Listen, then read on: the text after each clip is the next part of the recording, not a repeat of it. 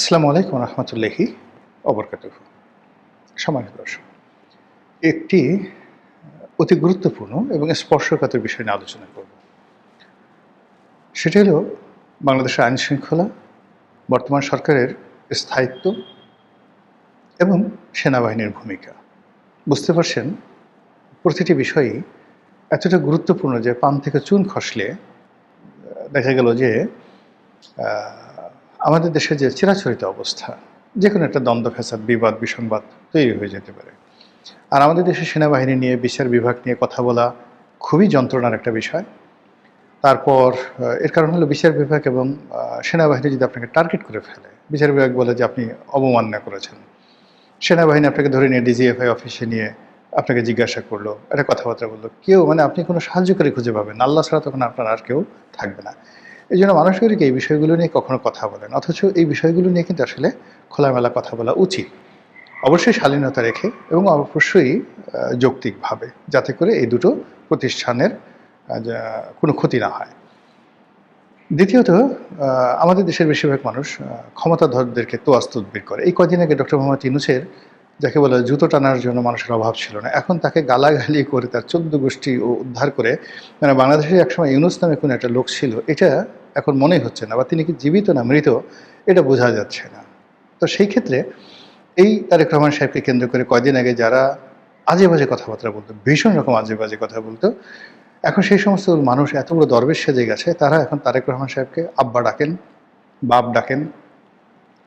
তারেক রহমান সাহেবের যাকে বলা হয় আত্মীয় স্বজন তো দূরের কথা, তারেক রহমান সাহেবের বিড়ালটা যদি হেগে দেয়, এই বিড়ালের গু খাওয়ার জন্য যদি বলা হয় যে সেই প্রধানমন্ত্রীর পিএমও অফিসের সামনে একটা লাইন দাঁড়াও এবং এখানে তবারক খাওয়ানো হবে।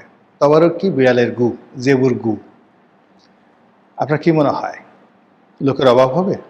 অথবা যদি বলা হয় জেবুর গু দিয়ে, তারেক রহমান সাহেবের যে বিড়াল, সেই গু দিয়ে তাবিজ বানিয়ে যদি আপনি গলায় লটকিয়ে রাখেন, আপনার এই উপকার হবে।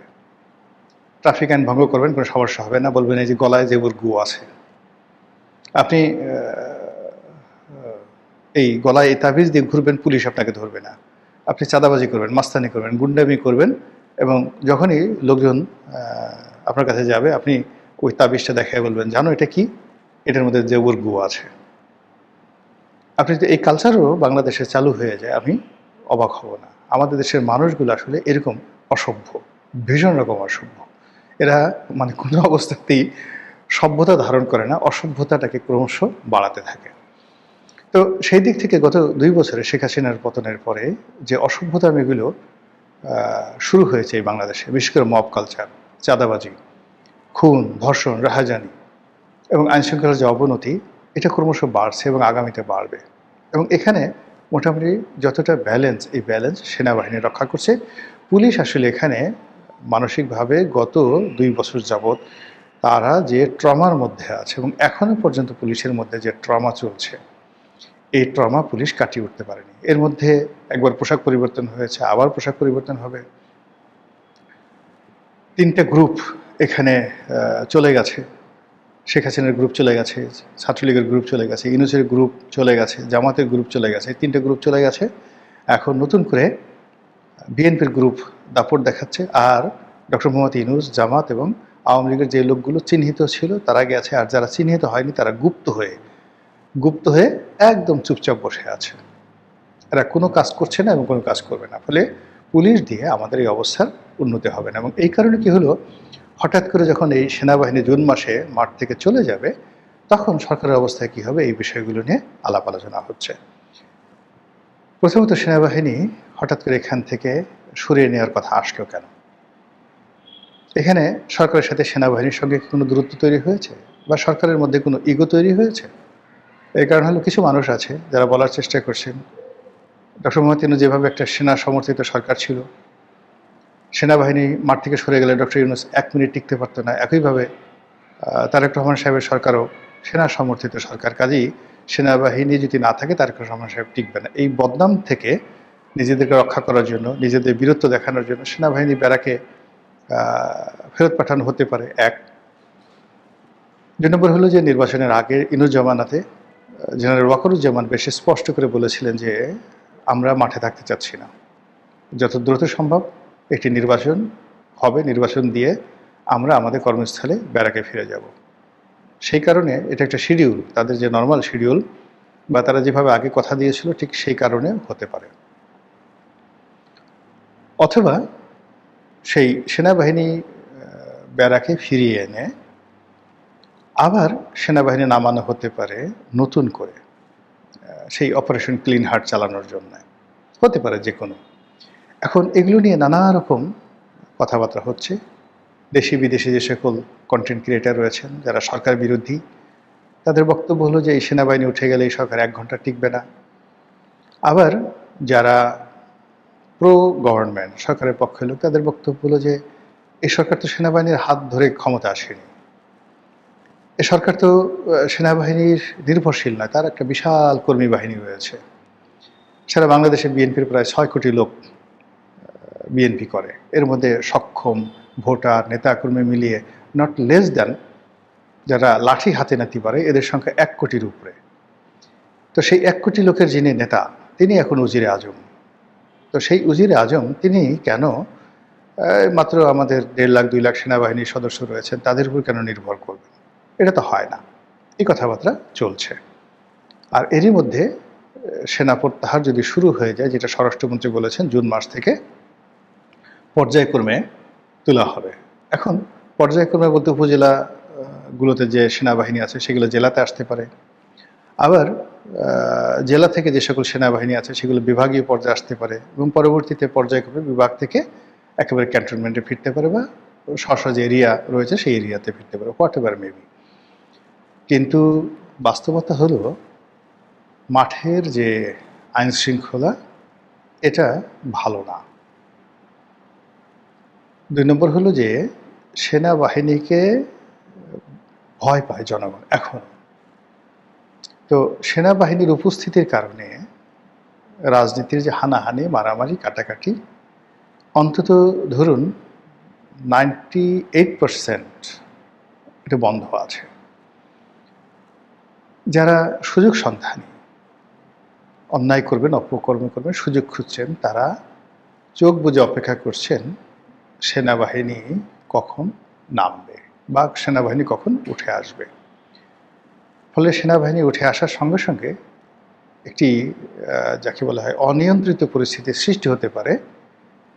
এটা একেবারে অস্বাভাবিক চিন্তা না। এই জন্য সরকারকে আগের থেকেই যদি মানসিকভাবে তারা নিজেদেরকে শক্ত করে এবং সেই যে সেনাবাহিনীর যে অপূর্ণতা, সেনাবাহিনীর যে অভাব, সেনাবাহিনীর অবর্তমানে যে উদ্ভূত পরিস্থিতি সেইগুলো নিয়ন্ত্রণ করার জন্য যদি তাদের আগের থেকে প্যারেড হয়, লেফট রাইট হয়, তাহলে তুলনামূলকভাবে সরকার স্বস্তিতে থাকবে। এই গেল এক। কিন্তু রাতারাতি যদি সেনাবাহিনী উঠে আসার পর আইনশৃঙ্খলার অবনতি হয় তাহলে সরকার বিপদে পড়বে। আবার সেই আইনশৃঙ্খলা দমনের জন্য সেনাবাহিনীকে যদি মাঠে নামানো হয় তখন এই যে এখনকার সেনাবাহিনী যেভাবে পাবলিক ওরিয়েন্টেড হয়ে গেছে, প্রো পাবলিক হয়ে গেছে, বা সেনাবাহিনীর যে সকল জেনারেল রয়েছেন তাদের অনেকেরই আওয়ামী লীগের জমানাতে কাজ করার কারণে তাদের একটা মোরাল দুর্বলতা ছিল। কিন্তু এই রাজনৈতিক সরকারের আমলে তারা যখন দ্বিতীয়বার বের হবে, তো এখন তারা আছে semi Awami League, semi doctor Yunus, তারপরে সেমি ওয়াকারুজ্জামান, এরকম একটা মনোভাব নিয়ে আছে। কিন্তু তারা যখন অপারেশন ক্লিন হার্ট বা দ্বিতীয়বার বিএনপির সরকারের হুকুমে তারা রাস্তায় বের হবে, তখন সেখানে ক্যাজুয়ালিটি, ক্ষয়ক্ষতির পরিমাণ হবে অনেক অনেক বেশি। এবং সেটা যে আগের যে আমরা অপারেশন ক্লিন হার্ট, সেই ক্লিন হার্টের অন্তত 10 গুণ ক্যাজুয়ালিটি, ক্ষয়ক্ষতি বেড়ে যাবে। তো সেক্ষেত্রে আমি মনে করি ব্যক্তিগতভাবে যে এখন যে রাজনৈতিক সরকার আছে তাদের উচিত সেনাবাহিনীর সঙ্গে আসলে টোটাল বিষয়গুলো নিয়ে খোলামেলা আলোচনা করা। 2 নম্বর হলো যে এই বিষয়গুলো পাবলিক কি বলল বা কে কি উত্তেজিত করলো, কে পক্ষে বললো বিপক্ষে বললো, ডাজ নট ম্যাটার। এরকম একটা সেন্সিটিভ সময়টিতে সরকারকে খুব সেন্সিটিভলি সিদ্ধান্ত নিতে হবে। এখানে সেনাবাহিনী মাঠে থাকলেও সরকারের বিপদ, না থাকলেও বিপদ। তো তো সেক্ষেত্রে বিপদটা মিনিমাইজ করা যায় কিভাবে, সেই বিষয়গুলো তাদেরকে চিন্তা ভাবনা করতে হবে। এবং একই সঙ্গে সেনাবাহিনী মাঠে থাকার ফলে কার্যত সিভিল অ্যাডমিনিস্ট্রেশন বা অন্যান্য অ্যাডমিনিস্ট্রেশন কিন্তু কাজ করে না, এটাও ভাবতে হবে। এখন সবাই ডিসি সাহেব বলেন, এসপি সাহেব বলেন, টিএনও সাহেব বলেন, তাদের মধ্যে একটা মোরাল কারেজ নাই। যেখানে সেনাবাহিনী লেফট রাইট করছে, গাড়িগুলো চলছে, উপজেলা পর্যায়ে হয়তো একজন ক্যাপ্টেন সাহেব যাচ্ছে, সে গিয়ে টিএনও সাহেব সামনে বসে বেনসিন সিগারেট ধরাচ্ছে এবং ক্যাপ্টেন আশা করছে যে টিএনও সাহেব তাকে স্যার ডাকবেন। জেলাতে মেজর পর্যায়ে বা লেফটেন্যান্ট কর্নেল পর্যায়ে যারা লোকজন আছেন তারা আশা করেন যে ডিসি সাহেব তাকে স্যার ডাকবেন বা তার কথা মতো ডিসি সাহেব চলবেন। ডিসি সাহেবের পায়ের উপর পা তুলে সে যে সিগারেট খাচ্ছে ডিসি রুমে, হয়তো সিগারেট ডিসি নন স্মোকার। তো এরকম আমি জাস্ট একটা উদাহরণ দিলাম। আমি যখন 2008 সনে এমপি হলাম তখনও সেনাবাহিনী মাঠে ছিল, আমি এরকম কিছু আচরণ দেখেছি। তো শেখ হাসিনা খুব দ্রুত গতিতে তাদেরকে ব্যারাকে ফিরিয়ে আনার ফলে সেখানে কিন্তু আইনশৃঙ্খলাটা ফিরে এসেছিল। তো এক্ষেত্রেও এখন আইনশৃঙ্খলা ভালো না, অর্থাৎ সিভিল অ্যাডমিনিস্ট্রেশন সরকারকে সহযোগিতা করতে পারছে না, পুলিশ অ্যাক্টিভেট হতে পারছে না। এখানে সেনাবাহিনীর উপস্থিতিতে এটা হয় না, কখনই হয় না। এমনকি রাজনৈতিক যারা ব্যক্তিত্ব রয়েছেন, মন্ত্রী রয়েছেন, এমপি রয়েছেন, তারাও স্ব নির্বাচনী এলাকা, স্ব মন্ত্রণালয়, সেখানে যখন মিলিটারির উপস্থিতি থাকে তখন তারা এক ধরনের সাইকোলজিক্যাল প্রেশারে থাকে। আমাদের দেশে মিলিটারির ইতিহাসে যেমন সামরিক শাসন, জরুরি অবস্থা, এগুলো তো খুব বিরূপ ইতিহাস আছে এবং প্রায় সবারই নেতিবাচক অভিজ্ঞতা রয়েছে। তো সেই কারণে হয় কি, এখানে রাজনৈতিক যে শক্তি প্লাস সিভিল অ্যাডমিনিস্ট্রেশনের শক্তি, পুলিশের শক্তি, এই শক্তিগুলো রাষ্ট্রের কাজে লাগছে না। তো সেই সব মিলিয়ে সরকারকে কৌশল করে যাতে সাপও না মরে, লাঠিও না ভাঙে, এইভাবে পরিস্থিতি নিয়ন্ত্রণ করতে হবে। আদারওয়াইজ বিষয়টা এতটা সেন্সিটিভ যে এখানে যদি কোনো কারণে ভুল হয় তাহলে সরকারের যে দায় দায়িত্ব এই মুহূর্তে বা সরকারের জন্য যে বোঝা হয়ে দেখা দেবে, সেই বোঝার ভার সরকারের পক্ষে বহন করা সম্ভব হবে না। মহান আল্লাহ আমাদের সবাইকে হেদায়েত দান করুন এবং হেফাজত করুন। আসসালামু আলাইকুম ওয়া রাহমাতুল্লাহি ওয়া বারাকাতুহু।